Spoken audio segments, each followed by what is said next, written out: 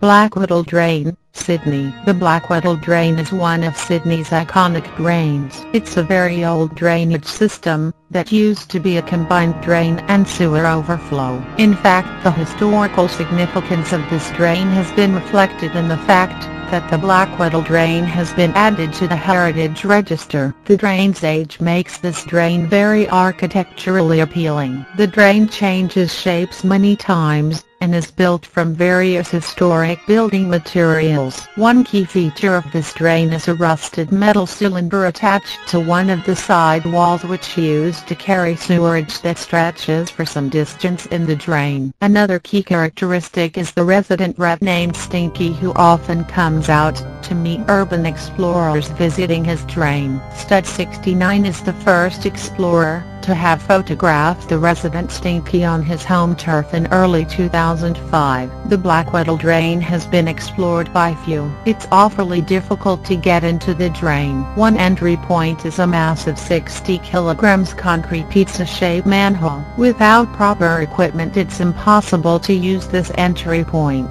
Darling Harbour Drain, Sydney. The Darling Harbour Drain is to Sydney what the Maze is to Melbourne. The Darling Harbour Drain is a large and historic system. It's one of Sydney's original drains, with construction commencing in the 1860s. The importance and significance of this drain to the sanitary needs of Sydney's growing population cannot be overstated. So much so that the Darling Harbour Drain has been listed in the Heritage Register. The Darling Harbour Drain possesses various designs, shapes, and features. The system consists of balloon-shaped sections, red brick, arches, junctions, rooms, sumps, and many other features. What's more exciting is that the system is directly under Sydney CBD, so the urban explorer may have literally tens of thousands of people above him, and no one is the wiser. Surprisingly, even though the drain system is so large, there are very few entry points. One main entry point is in full view of a major intersection near the center of the city.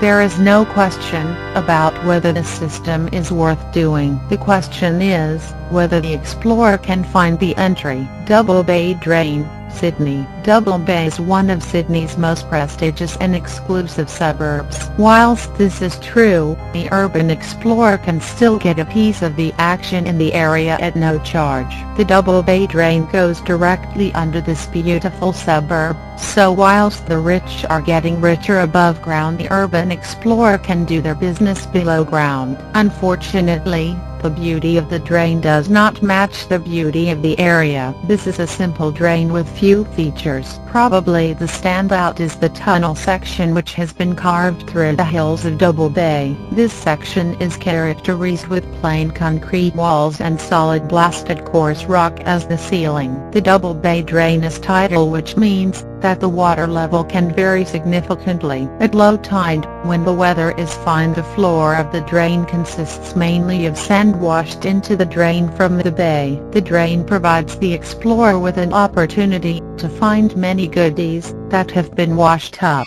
Fortress Drain, Sydney. Great Stairway Drain, Melbourne. The Great Stairway Drain is a classic. There are many features that will leave an impact on the explorer. This drain is very easy to explore. Not far from the entry is a junction room that has a small tunnel leading to what is called the courtyard. The junction room splits into the main section of the drain as well as an overflow. The overflow is a parallel tunnel to the main section, which later joins up through the overflow connector. Past the connector, the overflow continues to a section called a jail, which is a room resembling a jail with bars and no hope of exit. The main section veers around in different directions and changes shape numerous times. One key feature that leaves an impact is the impressive mummy shape. The main feature is the Great Stairway, after which the drain was named, which is about a kilometer into the drain. No photo has been provided here of the Great Stairway itself,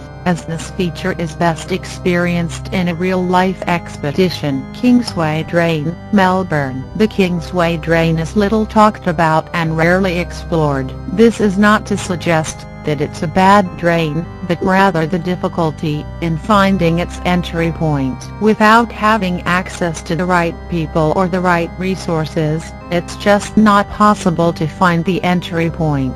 This is a very old drain. It's also quite cruddy inside in some sections due to the build-up of decades and decades of debris, perhaps even a century. However, the debris is found predominantly at the upstream section near the point where the drain splits up into a number of smaller pipes. The majority of the drain is actually quite clean. Essentially, the drain is one long round red brick. It's comfortable to explore and navigate through as it is over 2 meters high. The far upstream part does require a little stoop, but that mainly due to the amount of crud that has been built up, which takes away about 20 or more centimeters off the drain height. The Kingsway drain doesn't offer many interesting features, but the main drawcard is the experience and excitement of having to explore one of Melbourne's oldest drains, that is very much unknown, let alone explored. The Stairway Drain is the Great Stairway Drain's little,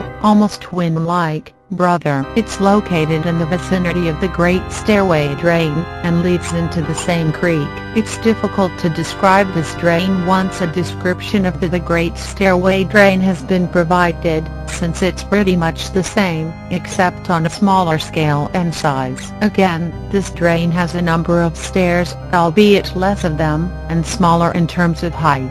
The drain changes shape, and the mummy shape is a key and impressive feature. It's still very much worth doing this drain, even if the Great Stairway Drain has just been done. The smaller scale of this drain makes it actually a cozy and more welcoming alternative. However, different explorers like different things, so exploring them both will provide the opportunity to decide on which of these two twins is the most preferable. The advantage of this drain over its bigger brother is that if you want to see stairs but lack time, then you just need to walk in a short distance and you've got them. With the Great Stairway Drain there is a fair hike.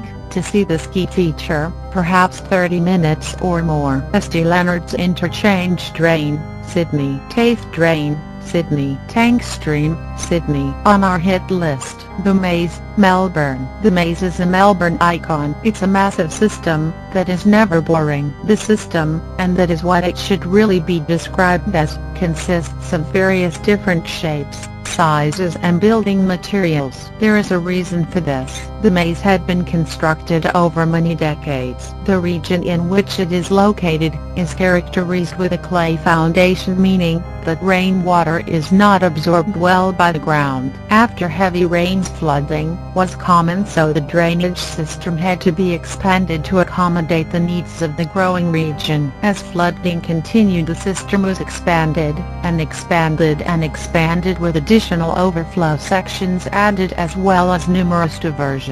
The building materials used changed as building trends changed, so the various sections of the drain represent the various building approaches of the many periods in history. The maze is easy to explore and very interesting. This makes the maze a great drain for new explorers to experience what draining has to offer. The Slide, Melbourne. The Slide is the maze's little brother, and is located not far away, running off the same canal, so technically, it is part of the same system. The Slide is a quality drain. The drain is relatively short, but in its short section it changes shapes numerous times. The key characteristic of the slide is an actual water slide. Due to the difficulties in getting up the slide, and in particular coming back down, this point is where most explorers stop and turn back. However, beyond the slide the system continues and becomes the upper slide. The sections there are more consistent and generally include red brick balloon shapes as well as round red brick sections.